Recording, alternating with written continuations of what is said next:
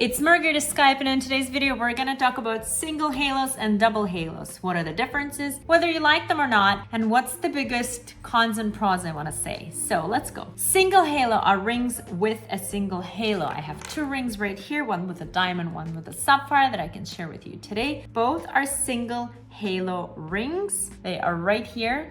They're absolutely stunning. Single halo means that the diamonds are around the center stone. Doesn't matter what shape the center stone is. It could be marquise, round, emerald, cushion, usher cut, does not matter. As long as the little diamonds go around, that's called a halo. The single halo, diamonds around the center stone. Let's go to double halos. What are double halos? Double halo rings are, if you can guess, two rows of diamonds around the center stone. Doesn't matter in which way, doesn't matter what kind of ring. I have a tanzanite here and a diamond. You can see that both have the diamonds around the center in double row. Double rows of diamonds is a double halo.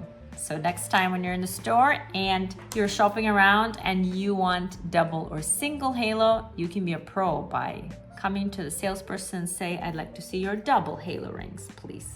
Let's talk about whether there's any cons in owning a halo ring as opposed to a solitaire and any other ring. No, there are no cons in owning a double halo or a single halo as opposed to solitaire, except for only one thing. Single halos and double halo rings both will get caught on things. Please remember that. If you're the type of person that it will bother you, don't go into halo rings. They have little claws all over, so they will get caught on things all the time. If that will bother you, go for solitaire, go for bezel setting. Do not go for halos if you don't want it to be caught in things, because it will all the time. So, what are some of the other drawbacks? There are not a lot of cons except that it will be caught in things, but there's a pro, there's a big pro. And actually, let's go into a little bit of history. Where did the halos come from? If you think it's because some actress wore a halo ring, it is not true. Halos were actually originally designed because a person or a client wanted the diamond to be larger but could not afford it. So at the beginning, if you wanted the ring to look like a 1 carat, but you couldn't afford a 1 carat stone, we would get you a 70 or 80 pointer and then put a halo around, and it would look like 1 carat from afar, or it would just add that volume to the ring that you would need. Let's say you were on a chubbier side, or your hands are on a chubbier side. You know, if you get a solitaire, it might look a little funny. Like for example, this is a solitaire I have here. I think it's about 70 points. I have really big hands. I have really chubby hands. So if you take a look at the 70 pointer on my hand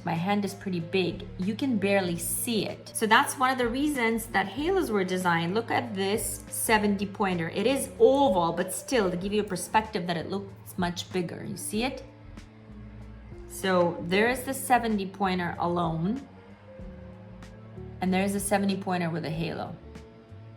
So it kind of gives that bigger look, and it will always give a bigger look because the halos add flat surface with the diamonds. So they will still visually make it look like a bigger stone. So the halos at the very beginning were designed for the clients that wanted the ring to look bigger than it was originally. And then everybody sort of liked them because they're so playful and fun, and you get that extra from them. You know, the solitaire ring is a little bit dry. It's very classy, it's very dry. If you're more on the playful side and you want your ring to kind of sparkle more and have some more details, then halo is just a great way to add that. So the beginning, it was not really designed to be a fun design. It was more a technicality to make the ring look bigger, but it just went viral. People loved it and we kept getting orders for it. So now it's just kind of the norm. Most companies, be it Tiffany or Cartier, most of them have halos, and it's just the custom now that everybody loves halos. So now it's just part of the design. So that's the only thing about the single